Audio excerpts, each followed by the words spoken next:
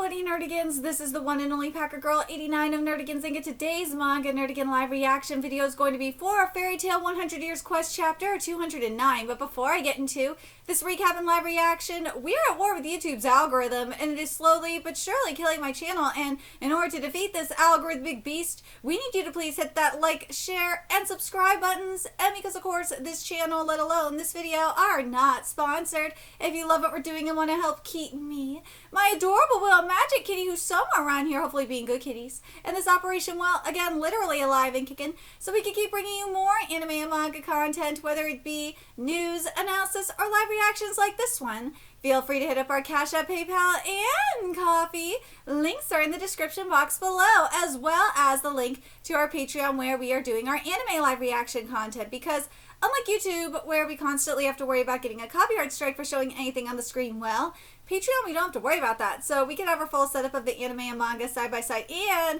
have the audio to boot, which is not only great for busting a botch localization or two, but it's great for when we cover anime original content like, say, Digimon Beat Break. And the more views and subscribers we get on Patreon, the more anime we'll cover.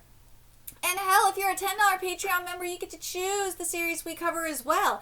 And there is a stacked, spring anime season in full swing, in which today we're covering Marriage Toxin. We are also covering Yomi no Tsugai, Akane Banashi, Witch Hat Atelier, Miramashita Uruma-kun, Black Cat in the Witch's Classroom, and Digimon, and there's even more on the way. So please check out our Patreon. The link is in the description box below. So, well, first off, this past week it was announced that MASHIMA is going to be doing a return to form in terms of fairy tale manga.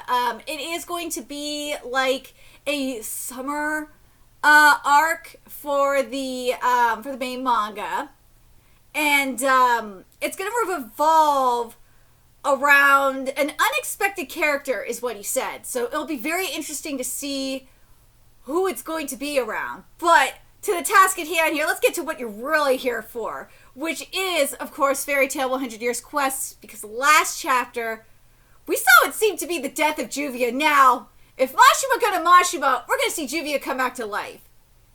If MASHIMA not going to MASHIMA and have fucking balls, Juvia is going to die. And surprisingly, in my comment section, I've seen a lot of you guys saying that you would want the MASHIMA to happen. Really? You want MASHIMA to happen now? God damn it. I know, because of the character development and shit. I understand. But at the same time, it's like, come on! We need some MASHIMA! We don't need the MASHIMA coming back. No! We don't need it! But anyways, let's get into this chapter, see what's in store for us today. And this chapter is titled, it's called What I Want to Protect. And damn, hello, nurse! Woo! Damn, Ursa is looking fine, Atsuo! Those thick-ass thighs, damn! Damn, Wendy looks cute, but damn! Atsuo is just giving Ursa, like, extra thickness. Holy shit. There's Juvia. Juvia looks like she's dead. Is she dead? Juvia, I couldn't protect you. How could you? What? Water? This is... How? How is she alive? Juvia? Juvia, how? What? How did you escape from his chains? Wait, how? Yes, that was a close one. Those chains sealed away Juvia's magic, so Juvia couldn't turn into water. But Juvia was able to produce magic power, and since she couldn't use it on herself, ooh, she poured it into the chains and increased the water pressure from inside them to break the chains. Okay, she was a bit late in getting them off, so she did take a bit of damage. Okay, MASHIMA, she's not coming out unscathed. So, there is that. But that was actually kind of genius. Alright, MASHIMA. You may have somewhat MASHIMA'd here. You may have somewhat MASHIMA'd us here. But it's not as bad as the bullshit that we got, like, in the original Fairy Tail, where it was like, it was just because it's Urza, or Juvia just like came back and it was like, what? Or the Makarov bullshit. Oh my god. This I can accept. I think a lot of people could accept it. Oh, I see. Since her opponent had water magic, she was used to using it. And to make it appear that she was done for, created a copy of herself and then went behind this guy. That sneaky bitch! So, Juvia is sorry, Gray-sama, for having to deceive you like that. That fucking bitch! That's what she was apologizing for? She gave me the wrong idea! She gave us all the wrong idea! Oh, are you crying, Gray-sama? What? No? That's just water from before. Great job, though, Juvia. Keep him contained. Yes. Alright, let's see if this is gonna work. Yes, we got Ice Okay, we got Ice Demon Slayer. Or Ice Devil Slayer. But there's one problem here. There's one major problem here. I wanted to see an awakening, at least. Like, why can't I have that? Like, Mashima, you had the best opportunity to do this awakening here for Gray. I still am waiting for Godslayer Gray to come out to play. Let's be real. A Godslayer's got to come out at some point. Right, kitty? Right, kitty? But, like, I'm not even a Gray fan, and I've been waiting for this. This is the best way to do it! And you didn't do it! Kitty, we were robbed. We were robbed, cat. We were robbed of that, but whatever. Ice Demon Zero Bow of Annihilation. What? Well, duh. In the past 400 years, humans have become this insolvent, Juvia's waterlock. That you dare oppose a dragon shows how tremendously arrogant you are. Ooh, what's this water? Oh, poison! Oh, Primalisor! This time, I swear, I'm gonna protect you! Yes! Is he kissing her? Dude, if Juvia gets an awakening and not Gray, I do not know how I will feel. Part of me's like, yes, I'd like to see it. I kind of would like to see Juvia get an awakening out of this. I would not be mad at this. But, I still want Gray. I'm kind of annoyed. I wanted Gray to get an awakening out of this, too. If both of them do, I will be, like, if it is, like, some cheesy, like, both of them get an awakening because of the power of love bullshit, I do not care, like, in this case. Just like how people did not care that Mashima would be so Mashimaing, bringing Juvia, or not having Juvia dead, which really annoys me, which it kind of bothers me in the comments section, because it's like, dude, really? This is why Mashima keeps getting away with this shit. As much as I'm happy that Juvia is alive, because I am a Gruvia shipper, okay? I love my Gruvia stuff. But at the same time, it's like, dude, something's gotta give. Motherfucker's gotta stay dead. Nakaba pulling, and I know, Nakaba pulling stunts too. Nakaba pulled stunts as well, and it annoys me. In Forkoa. But I will give Mashima credit where credit's due. It doesn't feel like the ultimate ass pull in Juvia's case. It does not. Because this could have been a straight up full on ass pull, and it's like, wait. Okay, I understand, like, everything was sealed but her hands. So she was able to use her hands on the chain. Alright. But this, though, Alright, so now we're back to Lucy and, Lucy getting her ass whooped. Lucy-san, 400 years later, you humans haven't changed. They say a weak dog barks the loudest. No! He kicked her in the gut! I'm gonna eat him. Please, for the love of God. If Gajeel does not show up here, I'm going to be so annoyed. Don't get in my way anymore. I'm gonna eat you girls later, too. Gaga. Yeah, muscle's the best kind of meat. Firm with sinew. I can't get enough. Ooh, Lucy coming to protect her husband. Lucy-san, I have to protect him. He's always the one. I see. He's always been the one protecting me. So this time, open gate the clock constellation. Oh my God. Lugium! No! Oh, please allow me to take care of Natsu-san. Oh, what? A star just makes Virgo X Leo form. Okay, so we're getting that at least, but Alright, so Wendy got out of there. Alright, let's see what Wendy is going to do here. Boost off physical statistics, Dias Equus. You said a weak dog barks the loudest?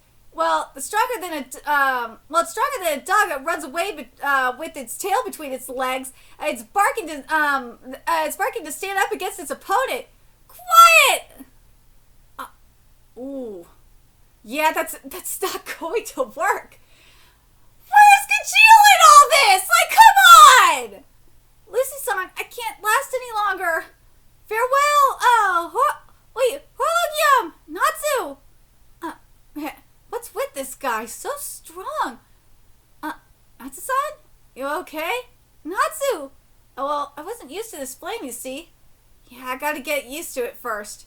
Gotta feel the heat and match it to your body temperature. I am. Wait, what the fuck? Wait, what the fuck? What's wrong with him? He's talking to himself? He lost it, huh? You're bad, that Natsu. Shut up, and who are you anyway?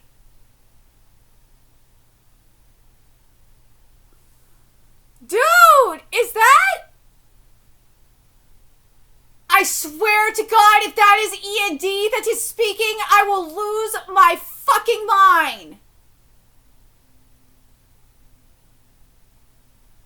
I don't think it is. I think it's the dragon portion of Natsu. But I really, okay, so one or two things could be happening here, okay? In terms of, like, the split personality. Well, actually, three things, if I think about it. So, something that we've seen in other series, like Mob Psycho 100, it's the first one that comes to mind, is, for those of you that don't remember, in Mob Psycho 100, in the webcomic, I'm not talking about the anime, I'm talking about the webcomic. Not sure if this happened in the anime or not, because I didn't cover the anime.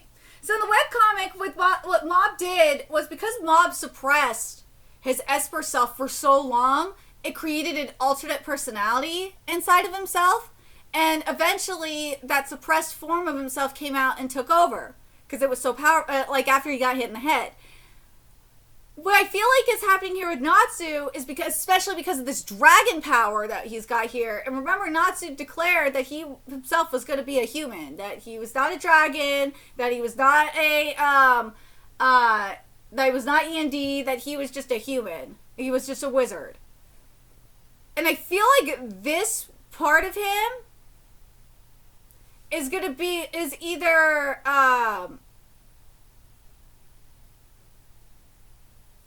the dragon side of Natsu, or this is the E&D portion of Natsu. I'm leaning towards the dragon side. Another example of this is actually probably a better example of this of what we've seen.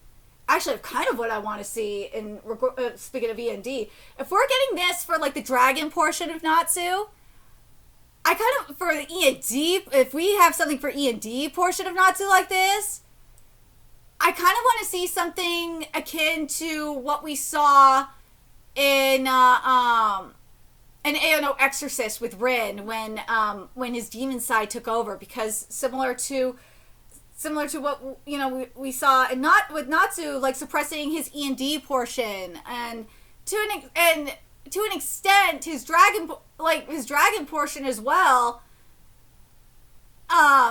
Rin suppressed his demon half for so long, and eventually it came out and took over him. That's kind of what I wanted. I feel like it's kind of happening here. But here's the thing, like, why is the dragon portion coming out? The dragon portion that, Natsu suppressed for so long. And not only that, would this be something we would see with other, other dragon slayers like Gajeel, for example? Yes, this would be. The reason being is that remember what happened in Fairy Tail that prevented them from turning into dragons. That magic that was in place before they turned it, so that it prevented them from turning into dragons. That's the thing that's the embodiment of this magic. That's what I feel like this is. And I feel like what awakened this is the combination of Igneous Flame and Igneous Flame coming together. That's what this is. This is the embodiment of Ignea and Igneous Flame. Now, another question I have to raise here is, there's two questions. One, is E&D in here as well? I think so. I think E&D is in here, and something I'd like to see is kind of like what we're seeing with Ignea merge with Ferris like this. I'd like to see Natsu do the same thing with E&D. Because I feel like that's what he's going to have to do, is he's going to have to embrace that part of himself. Kind of like, again, like what we've seen in Ao Exorcist, is the best example. I know I said Mob originally, but like the more I'm thinking about it, Ao Exorcist is probably the better example for this. Yeah. I feel like we're going to have an Ao Exorcist moment. But the only thing, though, is... And I really want to know what was going on in Natsu's subconsciousness here. I really do. Because again, you have this powerful entity here in the form of E&D that Natsu's gonna have to deal with. He will have to deal with it. That's such a great parallel to Ignea and Ferris. Oh my god, it really is. Kind of like with Ignea and Ferris. And the thing is kind of, again, like with E&D, with Igneous Flame there, that feels like that would overpower E&D, kind of like with Ignea being able to overpower Ferris. We got it, dude. We have to have that fusion. I gotta wonder if that's the only way. The only way that Natsu would be able to defeat Ignea, especially a fused Ignea with, Ferris, is if he merged his power with Acnologia. Or not Acnologia, I'm sorry, with E&D. I think that would make the most sense. Right? That's gotta make the most sense in all this. Yeah, to me that would make the most sense. Is if at some point, maybe, I don't know if it'll be in this fight though. Is if we're gonna see Natsu see the embodiment of E&D within himself, which is only a matter of time, and then merge with it, dude. I hope E&D comes into this. I really do. There's no way it doesn't. There's no way it doesn't, right? But let me know your thoughts in the comment section below. What you guys think about this situation. If you've read Ao Exorcist and Mob Psycho 100, if you guys kind of see that similarity. And not only that, do you guys think that the only way for Natsu to even get close to being able to beat Ignea is not only to be able to fully fuse with the dragon portion of himself, absorb the dragon portion of himself, which was awakened by Igneous Flame, Ignea and Igneous Flame, but also with E&D. He's got a few. That's the only way I could see him beating Ignea like this. That's the only way. You cannot be if. Putting E&D aside, if this was just, or not putting E&D aside, putting the Ferris portion aside for a second here, okay? If this was just Ignea, this is another good question. If it was just Ignea pre-Ferris, okay? The only way to beat him is if would be Natsu, obviously, Natsu absorbing and, fully accepting the dragon portion of himself, which is Ignea and Igneous Fire. That's the only that I think I could see being the case, or at least being on par with him. Yeah, I don't know if he mastered it. I'd be like, yeah, I'd maybe beat him. But I'm putting my Ignea bias aside, okay? Being on par with him. But yeah, I think the only way Natsu's going to be able to beat Ignea And man, that fusion, you know what? I don't know why that fusion with Ferris didn't like trigger that for me. Is to see something similar here with Natsu, where Natsu fully embraces his E&D side and his dragon side and fuses it together, kind of like with what Ignia did with Dark Ferris. But as I said, the real question is, because then it would be like a battle between E&D and Ferris. Now, that in mind, do you guys think E&D, if it Natsu fused with E&D and both Ignia and Igneos Flame, do you think that would be strong enough to beat Ignia? This current Ignia? I kind of think so. I actually kind of think so. I think that's the only way Natsu's could be able to beat him, is if he does that. And plus, you have that that storyline of acceptance too, accepting the dark, for Natsu to accept the darker part of himself, which he really hasn't. He needs to do that, kind of like with Gray accepting the darker part of himself. So let me know what you guys think in the comment section below. What you guys think? What do you guys think about Juvia's way of getting out of the chains? Do you think that's a complete ass pull? Or do you think that it's legit? I'm actually not too mad at it at all. The other thing is do you guys think that Juvia is going to get an awakening out of this? I'd like for both of them to get an awakening and be like extremely romantic. Because that's the romantic in me. I would love to see it. But man, oh man, I'm really hoping that we get that fusion. That just the more I think about it, I really hope we get that fusion of Natsu with his flame and E&D. It's gotta happen. He's gonna have to confront it at some point. And also, I think, as I said, I think that's the only way he's gonna be able to beat Ignia. Because fire versus fire is only going to get you so far, especially with Ferris's power. But let me know your thoughts in the comment section below. And remember to like, comment, share, and subscribe to Nerdigans Inc. Love what we're doing and want to help keep this operation alive and kick in so we can keep bringing you more fairy tale content. A few ways you could do that. Donate to our Cash App, PayPal, Patreon, Coffee. Purchase something off our Amazon wishlist. All that's in the description box below. Also, make sure you follow us on Twitter, Twitch, Discord. Friend us on PlayStation Network. That's in the description box below as well. Till next time, Nerdigans, I will be seeing you later. Bye.